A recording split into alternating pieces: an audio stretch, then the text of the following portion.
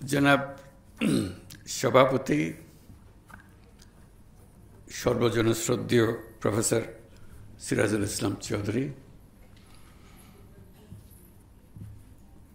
অতিথিবৃন্দ, excellencies, and my little friends who gave me the greetings,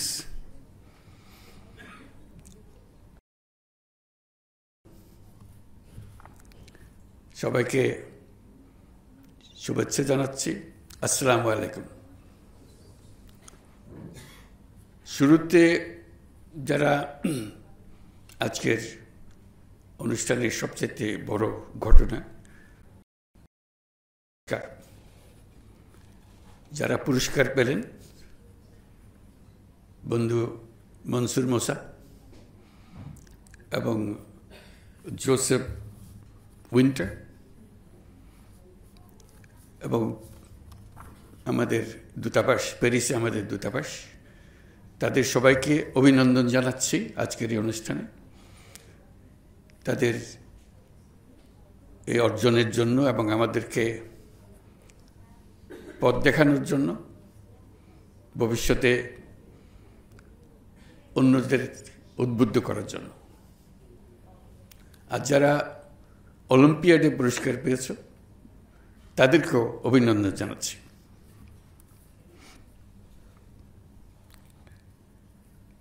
জাতির মুক্তি সংগ্রামের ইতিহাসে ভাষা আন্দোলনের গুরুত্ব অপরিসীম।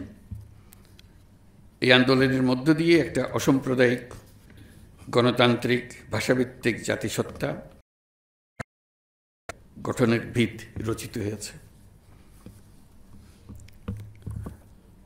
রাষ্ট্রভাষা বাংলা, এই আন্দোলন বাঙালির মাতৃভাষা বাংলার মর্যাদা রক্ষার জন্য সূচিত হলেও এর মূল চেতনাটি ছিল স্বাধিকার প্রতিষ্ঠা করা। তা ছিল বাংলার রাজনৈতিক, অর্থনৈতিক ও সাংস্কৃতিক মুক্তির আন্দোলন। তাই বাঙালির কাছে ২১ মানে মাথা নত না করার দৃঢ় প্রত্যয়।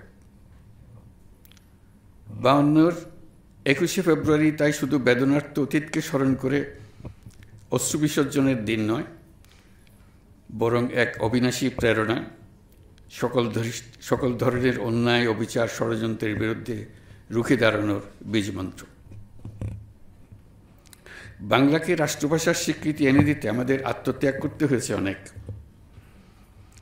মাতৃভাষার জন্য জীবনদানের এমন ঘটনা পৃথিবীর ইতিহাসে নজিরবিহীন।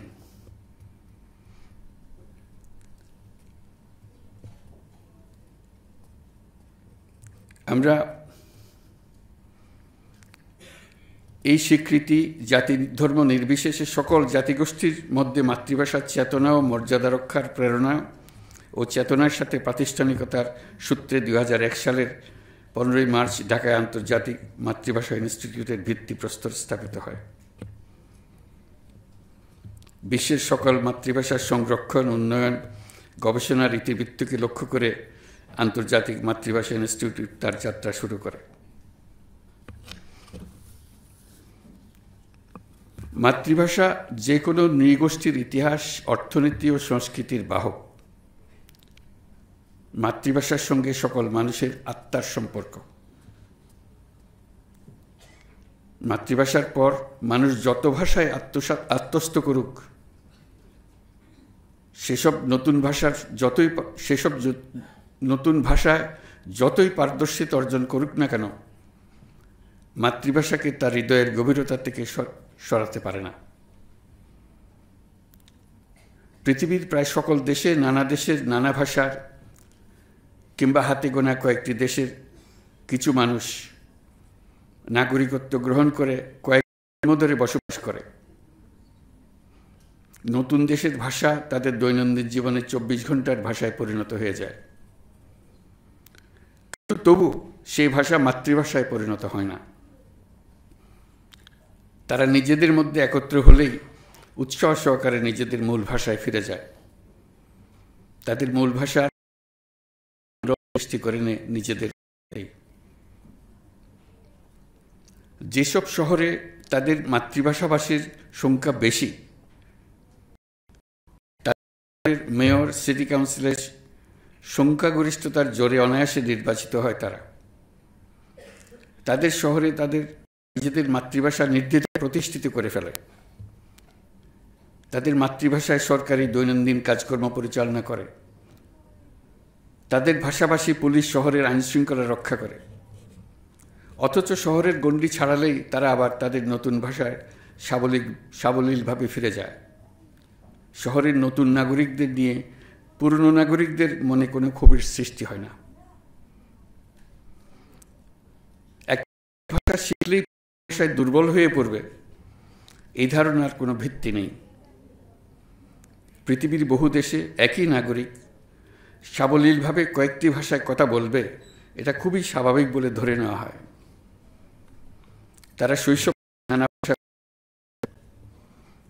স্কুলে পড়ার সময় প্রত্যেক ছাত্রকে অন্তত একটি ভিন্ন ভাষা শেখা বাধ্যতামূলক করা হয়।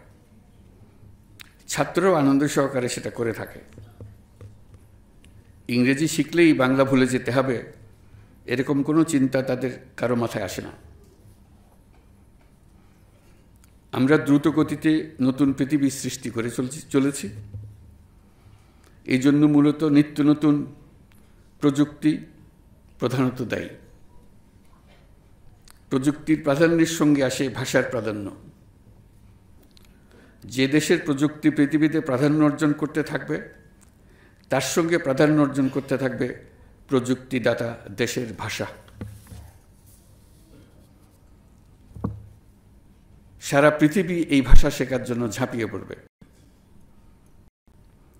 স্পুটনিক যখন মহাকাশে উড়ল, সারা পৃথিবী রাশিয়ান ভাষা শেখার জন্য ঝাঁপিয়ে পড়ল। যে স্কুলে, যে বিশ্ববিদ্যালয়ে রাশিয়ান ভাষা শেখানো হয় না, সেই শিক্ষা প্রতিষ্ঠানগুলো ছাত্রদের এবং অভিভাবকদের উৎসাহ হারিয়ে ফেলল। আবার যে মাত্র চীন প্রযুক্তিতে এগিয়ে গেল, চীনা ভাষা শেখার ধুম লেগে গেল। যে দেশ পৃথিবীতে নেতৃত্ব দেবে, পৃথিবী সে দেশের ভাষার দিকে ঝুঁকে পড়বে। এটাই নিয়ম।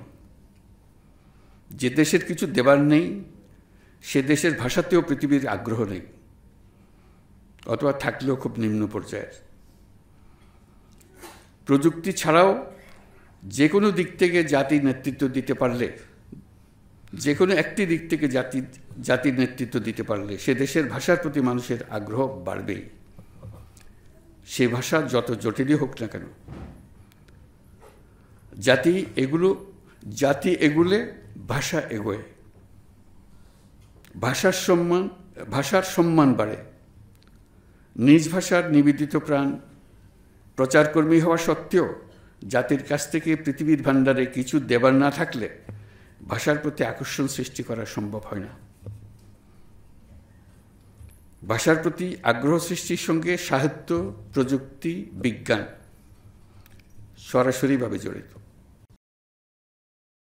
আমরা যখন মাতৃভাষায় কথা বলি, তখন যেন মনে রাখি মাতৃভাষা মানুষের প্রাথমিক ভাষা। এরকম একটি ভাষা প্রথম শ্রবণে হোক না কেন, তা একদিন তার প্রাথমিক স্তর পার হয়ে বহু দেশের বহু মানুষের অত্যন্ত নমস্য ভাষায় পরিণত হতে পারে, যদি জাতি পৃথিবীর কাছে কিছু উপহার দিতে পারে। যদি সেই ভাষা পৃথিবীর অগ্রযাত্রায় স্ট্র্যাটেজিক বা কৌশলগত ভূমিকা, যদি সেই ভাষা পৃথিবীর অগ্রযাত্রায় স্ট্র্যাটেজিক বা কৌশলগত ভূমিকা দখল করে নিতে পারে। আজ আমরা মাতৃভাষা দিবসে সকল মাতৃভাষা উন্নয়ন ও সংরক্ষণের জন্য প্রতিজ্ঞাবদ্ধ হলাম।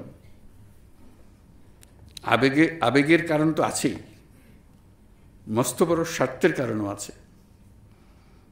এখন আমাদের জানা নেই কোন অজ্ঞাত নামহীন মাতৃভাষা পৃথিবী সম্পূর্ণ পাল্টে দেবে। করলে মস্ত ভুল কাজ করব। আজ বিশ্ব মাতৃভাষা দিবসে আন্তর্জাতিক ভাষা ইনস্টিটিউটের সার্বিক সাফল্য কামনা করছি। সবাইকে ধন্যবাদ।